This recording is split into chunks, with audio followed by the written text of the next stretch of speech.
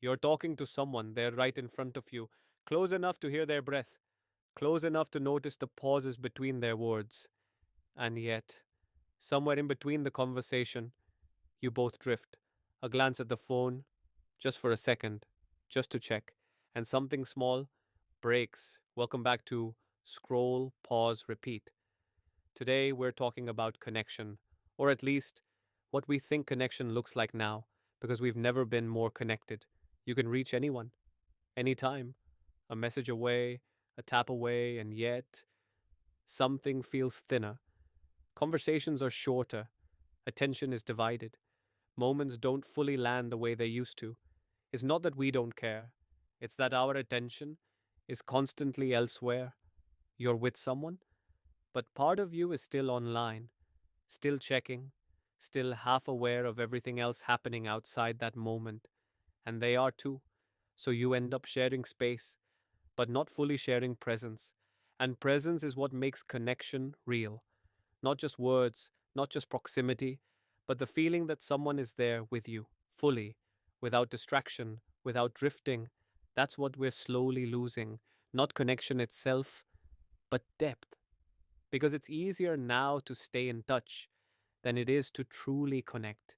You can reply instantly, send updates, react to stories, but those small interactions, they don't always replace a real conversation, real listening, real silence between two people that actually means something. And over time, you start to feel it. Not dramatically, not all at once, but in quiet moments when you're surrounded by people but feel slightly disconnected when your phone is full of conversations, but none of them feel complete. When you realize you've been talking all day, but haven't really been heard, and maybe you haven't fully heard anyone else either, because attention has been divided, shared, fragmented, and connection doesn't grow well in fragments.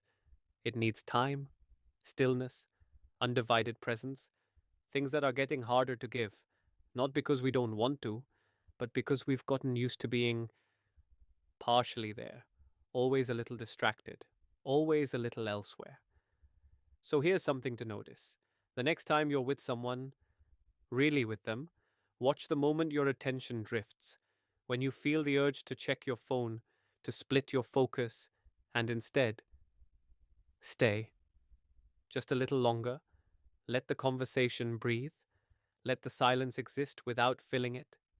Because sometimes the difference between feeling connected and feeling alone is just a few moments of real attention.